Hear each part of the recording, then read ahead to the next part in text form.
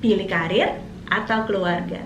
Sungguh ini merupakan pilihan yang sulit, terutama buat ibu-ibu muda nih. Ini dilema banget, karena di satu sisi kita ingin ada di setiap fase pertumbuhan anak kita. Mulai dari anak kita pertama kali mengucapkan kata pertamanya, kita ingin tahu dong kata pertamanya apa.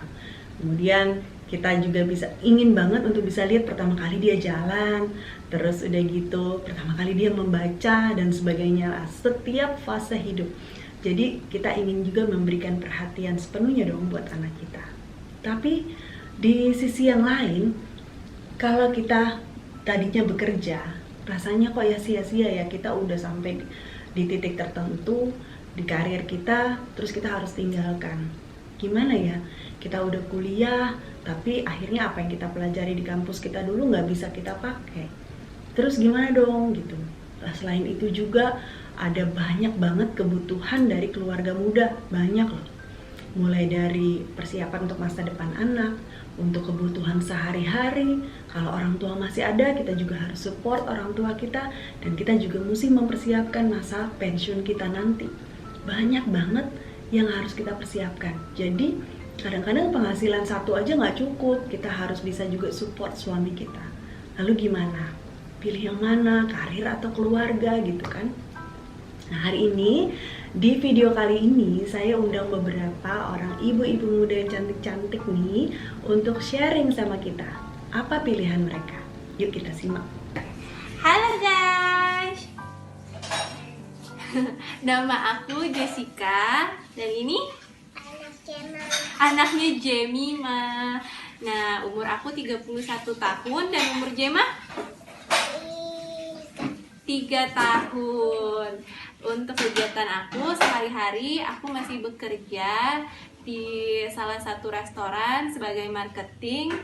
Nah, karena pandemi ini, jadi aku bisa kerja di rumah dan nemenin Jemima. Kalau Jemima sehari-hari di rumah suka main apa? Lego, main balon, main action, main Lego. Halo guys, aku Joey. Umurnya? Umurnya 3 tahun. Nama saya Rahma. Saya umurnya 35 tahun. Anak saya 3. Yang pertama kelas 2 SMA, yang kedua kelas 5 SD, dan yang terakhir Joey ini umur 3 tahun. Saya memilih untuk menjadi stay at home mom sejak 2017 karena keadaan yang waktu itu Joey lahir dan sepertinya tidak mungkin untuk ditinggal lagi sama orang tua. Jadi saya memilih untuk tidak bekerja. Ini juga diskusi saya dan suami kalau dia siap atau enggak kalau saya nggak kerja, ya. Jadi waktu itu jadinya mamanya nggak kerja lagi karena harus urus Joey, ya kan. Menjadi stay at home mom tidak membatasi diri kita untuk terus menggali potensi yang ada di dalam diri kita. Saya tahun ini ada usaha kecil-kecilan, jualan roti online. Kalau mau coba lihat-lihat IG story-nya di backstory @backstory.ckt. Nah, selain itu kita juga punya waktu untuk anak-anak juga. Jadi jualan online itu tidak terbatas dengan waktu. Jadi kita bisa atur sendiri, kita bisa spending time dengan anak-anak, tapi juga bisa menyalurkan hobi kita juga di dapur, atau misalnya ada yang suka jahit, macam-macam yang bisa kita lakukan selama ada di rumah ini. Halo semuanya, nama saya Olin. Saya seorang ibu yang tetap bekerja sebagai seorang guru. Anak saya satu berusia 1,5 tahun. Kenapa saya memutuskan untuk tetap bekerja? Menurut saya bekerja itu bekerja atau tidak itu menurut saya setiap ibu pasti melakukannya untuk keluarganya. Jadi untuk keluarganya masing-masing. Nah, untuk keluarga saya saat ini, untuk suami dan anak saya, hal yang paling tepat untuk saya lakukan adalah saya tetap bekerja. Jadi bukan semata-mata ini saya lakukan atas kemauan saya pribadi, tetapi memang ini hasil diskusi dengan suami saya. Profesi saya sebagai seorang guru menurut saya tidak ada, kedepannya nanti tidak akan terlalu ada permasalahan ya.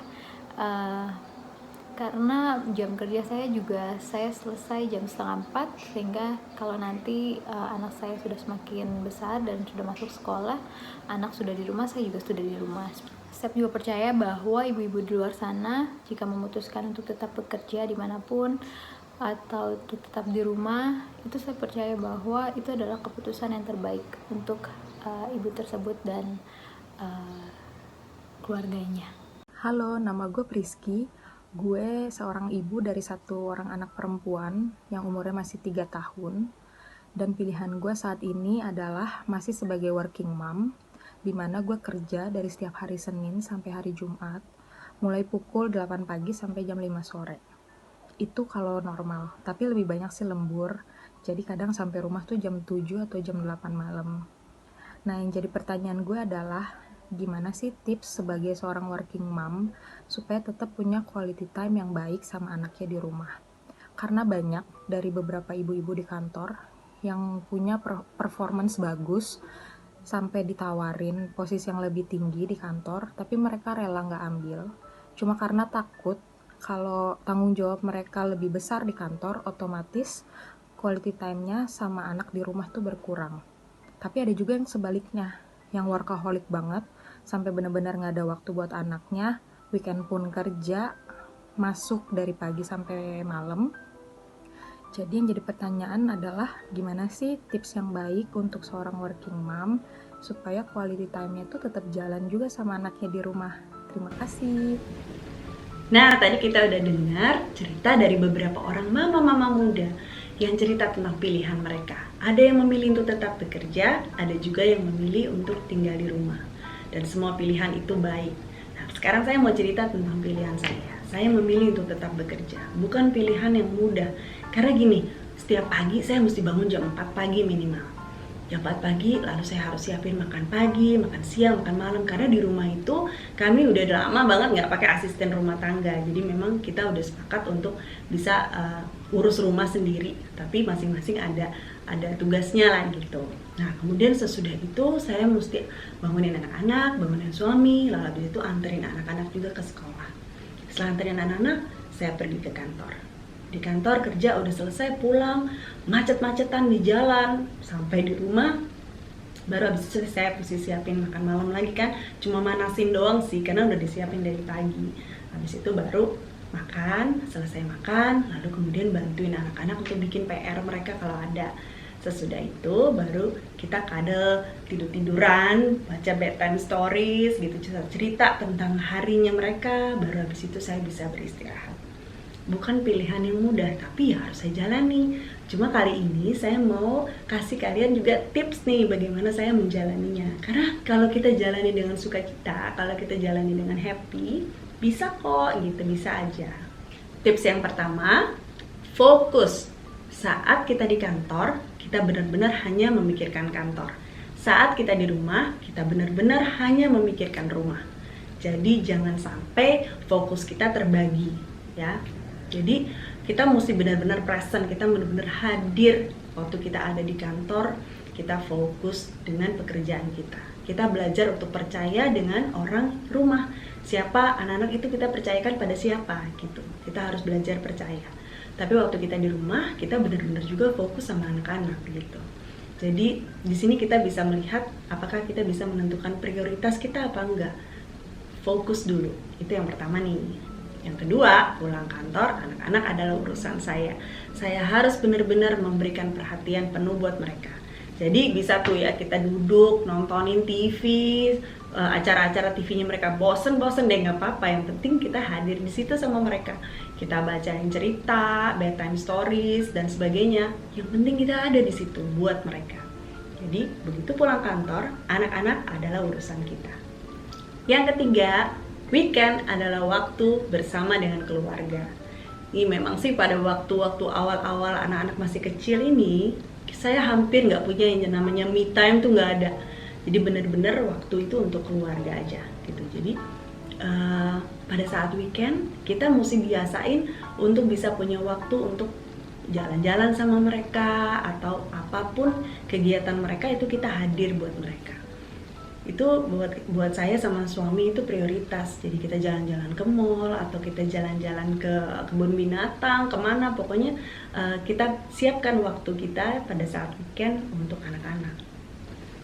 Yang keempat, selain weekend, setiap tahun at least kita mesti bikin waktu untuk bisa liburan bersama dengan keluarga. 1 kali juga udah bagus gitu. Kalau bisa 2 kali lebih baik lagi.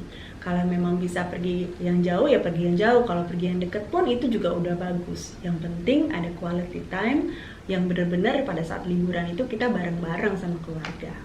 Nah itu pada saat kita kumpul seperti itu, usahakan kita bikin games, bikin apa yang perhatian kita itu bisa buat bareng-bareng. Jadi nggak sibuk dengan teknologinya masing-masing. Hari gini biasanya mau liburan bareng tapi masing-masing pegang handphone masing-masing. Ya nggak liburan bareng namanya ya. Jadi kalau bisa sebisa mungkin pada saat lagi liburan keluarga, perhatian kita benar-benar untuk keluarga kita. Yang kelima, minta pasangan kita untuk bisa bekerja sama dalam urusan rumah tangga. Kalau di rumah kami biasain tuh ada bagiannya masing-masing. Jadi suami misalnya bagian yang cuci pakaian, saya bagian yang cuci piring, bagian yang nyapu ngepel dan sebagainya. Jadi urusan rumah tangga itu adalah urusan sama-sama, bukan urusan perempuan aja, tapi juga urusan pasangan. Jadi kita sama-sama ada kerjasama. Anak-anak pada saat mereka udah mulai besar juga dikasih tanggung jawab juga. Jadi mereka juga tahu ini rumah kita sama-sama nih, jadi kita mesti pelihara sama-sama gitu. Jadi ini juga salah satu cara yang penting banget.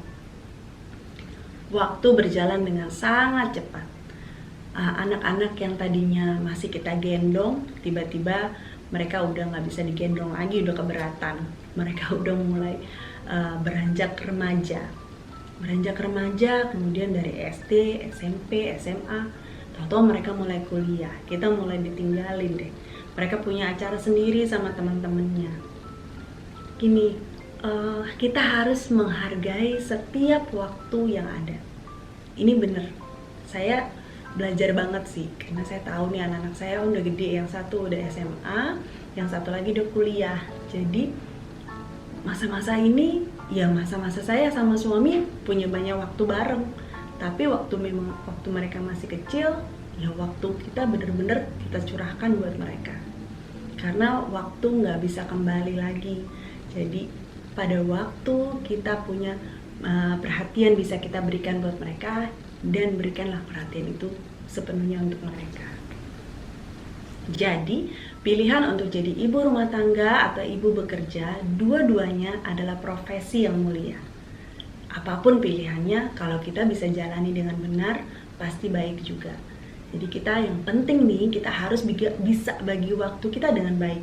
Waktu untuk suami, waktu untuk anak, waktu untuk pekerjaan. Kalau kita bisa bagi waktu kita dengan baik, pasti semuanya akan berjalan dengan baik. Jadi hari ini saya mau bilang terima kasih untuk sharing dari moms yang tadi sudah hadir, yang sudah sharing sama kita. Terima kasih ya. Kalau mau ada pertanyaan, kalau mau ada sharing lagi, boleh sharing aja, kasih tahu sama saya. Boleh tulis di kolom komen di bawah.